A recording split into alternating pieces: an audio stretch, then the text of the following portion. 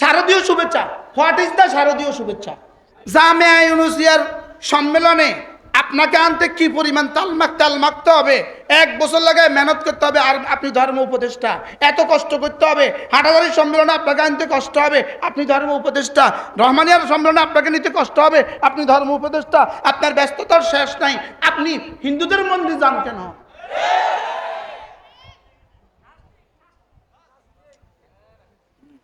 বিষয়টা কি? বলে আমি ওদেরও কি, আমি ওদেরও ধর্ম উপদেষ্টা, আমি ওদের ধর্মেরও মন্ত্রী, ওদের ধর্মের মন্ত্রী, তা আমাদের ধর্মের কি? আপনি আমাদের ধর্মেরটা আসতে কষ্ট হয় কার?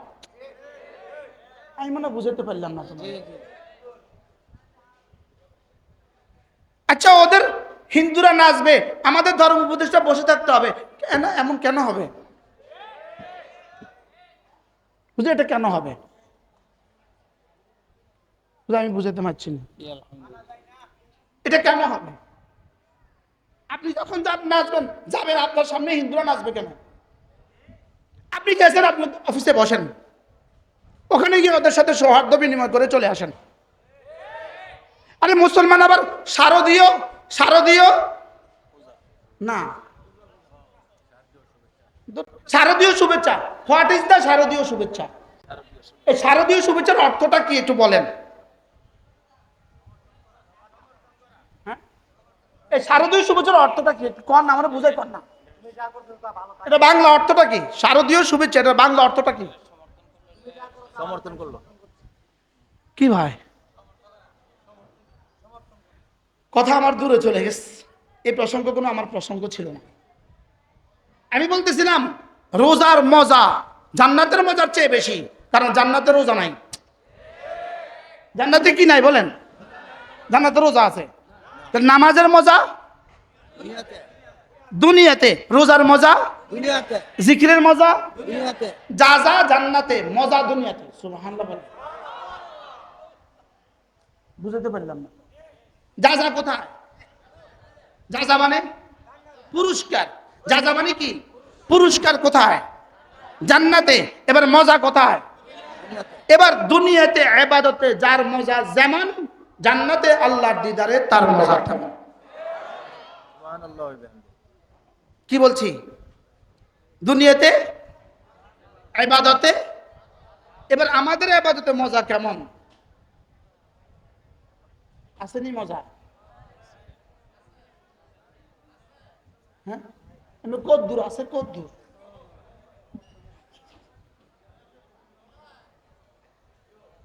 প্রশ্ন, দুনিয়াতে আবাদতে মজা নাই কেন? আমাদের কাছে দুনিয়াতে আবাদতে মজা লাগে না কেন? আচ্ছা, জ্বর হইলে আর রসমালাই তো ভাল লাগে, হ্যাঁ?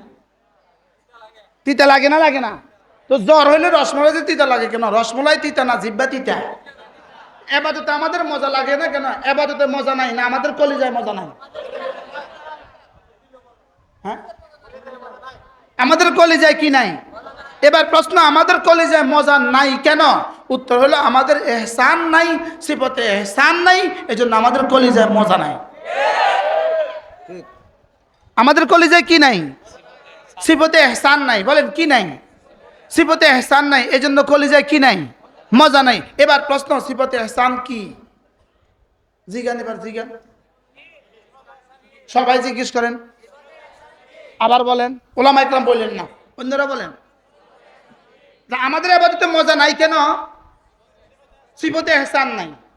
প্রশ্ন করে না, আপনি কোন কোনটা নাই? সিফতে এহসান নাই। এবার প্রশ্ন করেন, সিফতে এহসান কি?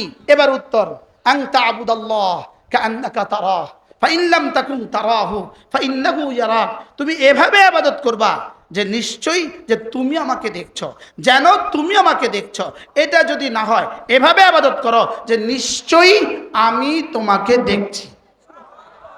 তাহলে আমার ইবাদতের মধ্যে কয়টা দিক থাকবে? 1 নাম্বার আমি দেখছি, 2 নাম্বার এবার প্রথমটা সম্ভব না, আমাদের পক্ষে সম্ভব না অসম্ভব? প্রথমটা আমাদের পক্ষে অসম্ভব, আমাদের পক্ষে অসম্ভব। তাহলে দ্বিতীয়টা কি? দ্বিতীয়টা কি বলো? আল্লাহ আমাকে, আবার বলেন। আচ্ছা, আল্লাহ আমাকে দেখছেন, এটার নাম হলো ইহসান। এটার নাম হলো কি? এই ইহসান যার কলিজায় যদ্দুর তার নামাজে মজা তদ্দুর। এসব ইহসান যার কলিজায় যদ্দুর তার জিকিরে মজা তদ্দুর। এবার যার জিকিরে মজা যদ্দুর আল্লাহর দিদারে তার মজা তদ্দুর। এবার বলুন তো দেখি আমাদের নামাজে মজা নাই কেন? কোনটা নাই? সিফতে ইহসান নাই। এবার প্রশ্ন, সিফতে ইহসান নাই কেন? প্রশ্ন, হুজুর সিফতে ইহসান নাই কেন? আল্লাহ তাআলার জাত ও সিফাতের ইলম না থাকার কারণে। কোন কারণে বলেন?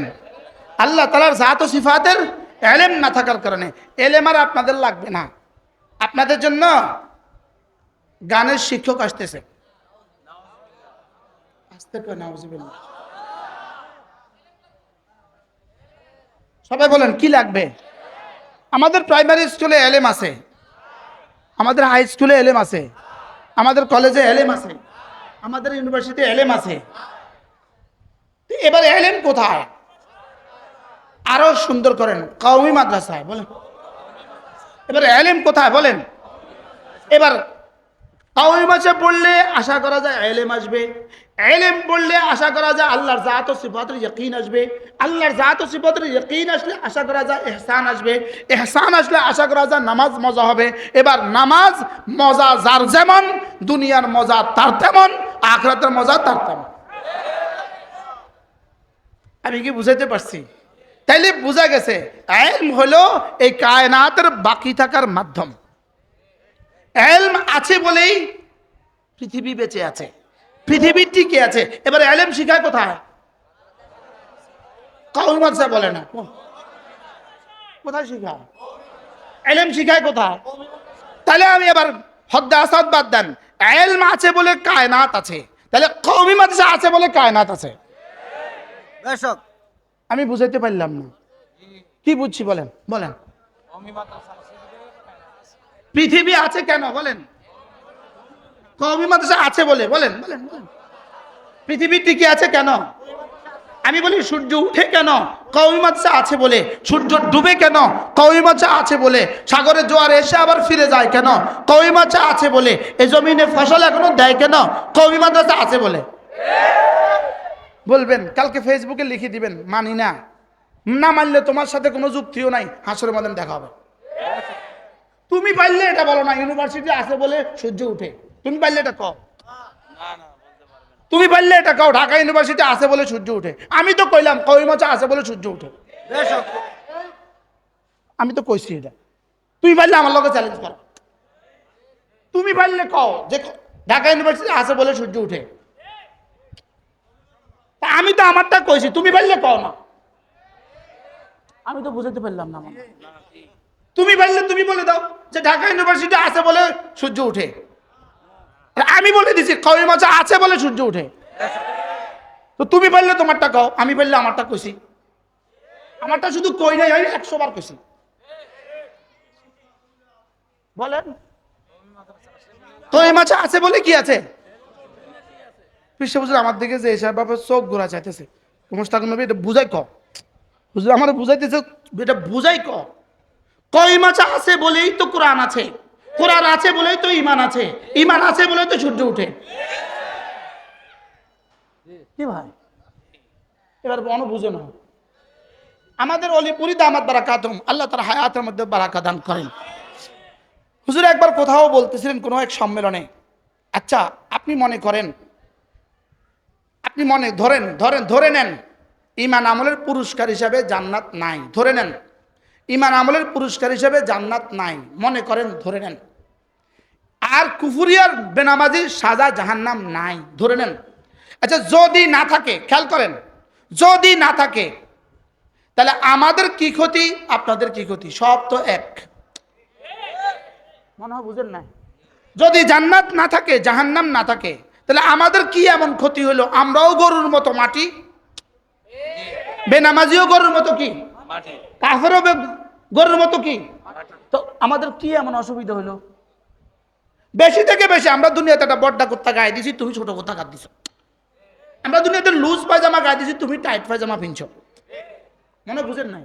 দুনিয়াতে তো তোমরাও ঘুমাইছো, আমরাও ঘুমাইছি, তোমরাও 2 পরোটা, আমরাও 2 পরোটা, তোমরাও ডিম, আমরাও ডিম, তোমরাও মুরগি, আমরাও মুরগি।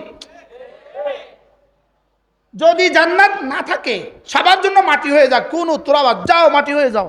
যদি গরু মাটি হয়, ছাগল মাটি হয়, মুসলমানও মাটি হয়, মোমেনও মাটি হয়, আলেমও মাটি হয়, জাহেলও মাটি হয়, মোমেনও মাটি হয়, কাফেরও মাটি হয়, তাহলে আমাদের এমন কি অসুবিধা হবে?